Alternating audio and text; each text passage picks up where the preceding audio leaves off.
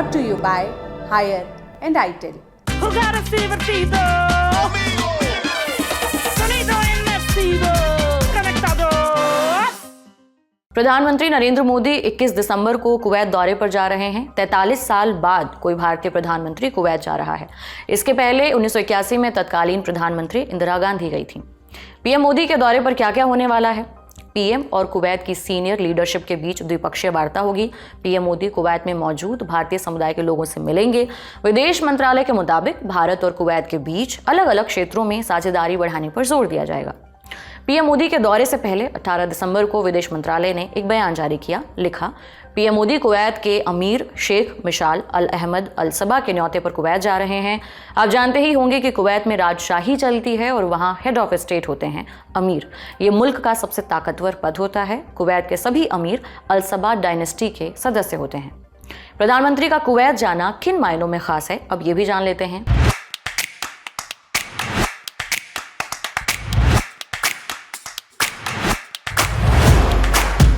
Kuwait middle east में पड़ता है। ज़मीनी सीमा उत्तर में इराक और दक्षिण में सऊदी अरब से लगती है।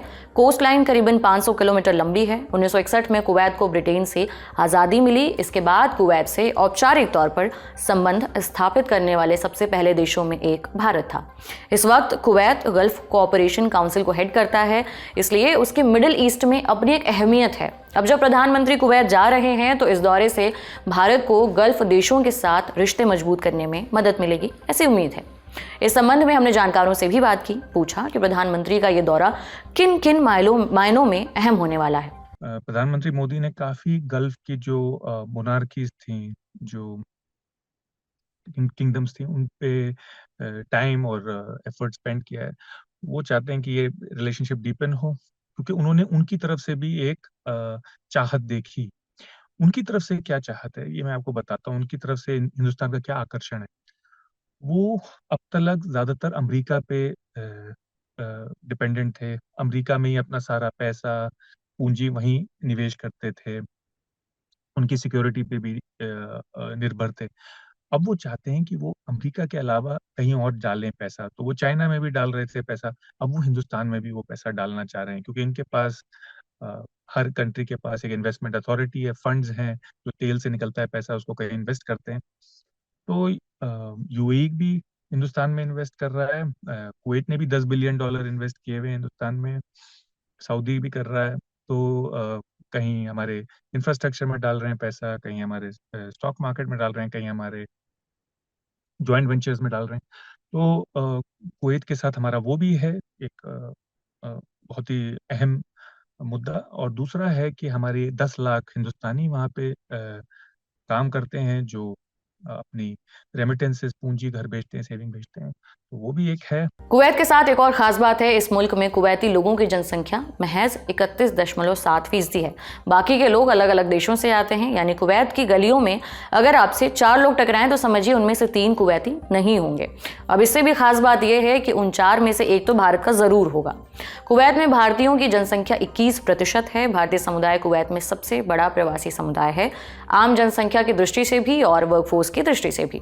कुवैत भारत के सबसे बड़े व्यापारिक साझेदारों में से एक है। ये कहानी कुवैत में ऑयल रिजर्व्स मिलने से भी पहले शुरू हो गई थी।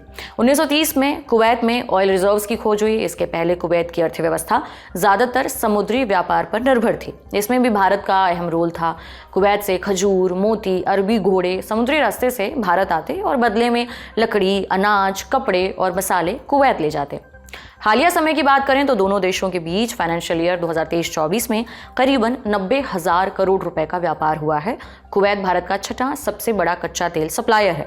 इससे भारत की ऊर्जा जरूरतों का 3% पूरा होता है। कुवैत में भारतीय सामानों का एक्सपोर्ट 17,000 करोड़ रुपए का आंकड़ा छू चुका है और ये सालाना 34% की दर से बढ़ भी रहा है। वहीं कुवैत भारत में कुल 1,27,000 करोड़ का एक्सपोर्ट करता है और कुवैत की ओर से भारत में कुल 85,000 करोड़ रुपए से भी ज्यादा का निवेश किया गया है। इसके अलावा कुवैत भारत का 4था सबसे बड़ा एलपीजी सप्लायर भी है। अब सुर्खियों का रुख करते हैं। अगली खबर रूस के राष्ट्रपति व्लादिमीर पुतिन से जुड़ी है। 19 दिसंबर को पुतिन ने सालाना प्रेस कॉन्फ्रेंस की। ये कॉन्फ्रेंस पुतिन हर साल करते हैं। पॉइंट्स में जानते हैं कि अलग अलग मुद्दों पर वो क्या बोले। पहला मुद्दा सीरिया। पुतिन ने कहा कि रूस सीरिया में वर्तमान लीडरशिप से संपर्क में है और वे सीरिया में रूसी मिलिट्री बेसेस को बने रहने देने के लिए भी तैयार हैं। इसके अलावा पुतिन ने यह भी कहा कि सीरिया में असद सरकार का खात्मा रूस की हार नहीं है और इस पूरी व्यवस्था में सबसे ज़्यादा फायदा इजरायल उठा रहा है। पुतिन ने बशर अल असद से मुलाकात को लेकर सवाल पूछे जाने पर कहा कि अभी तक वो उनसे नहीं मिले हैं, लेकिन जल्द ही वो ऐसा करने वाले हैं। दूसरा मुद्दा, ट्रंप। पुतिन बोले कि पिछले 4 साल से उन्होंने ट्रंप से कोई बातचीत नहीं की, लेकिन वो ट्रंप से मुलाकात के लिए तैयार हैं। तीसरा, बाइडेन का अपने बेटे को क्षमादान देना। इस सवाल पर पुतिन बोले कि यहाँ बाइडेन ने इंसानियत दिखाई है और वो इसके लिए उन्हें दोषी नहीं ठहराएंगे। चौथा, यूक्रेन से जंग पर पुतिन बोले इस दौरान हालात बहुत तेजी से बदल रहे हैं और हम अपने बुनियादी मकसदों को पूरा करने की ओर बढ़ रहे हैं। कुर्स्क क्षेत्र पर यूक्रेनी कब्जे को लेकर उन्होंने कहा कि हम जल्द ही उनसे अपनी जमीन वापस ले लेंगे, लेकिन मैं आपको एग्जैक्ट डेट नहीं बता सकता। पुतिन ने यह भी कहा कि हमें यूक्रेन पर हमला 2022 से भी पहले ही कर देना चाहिए था।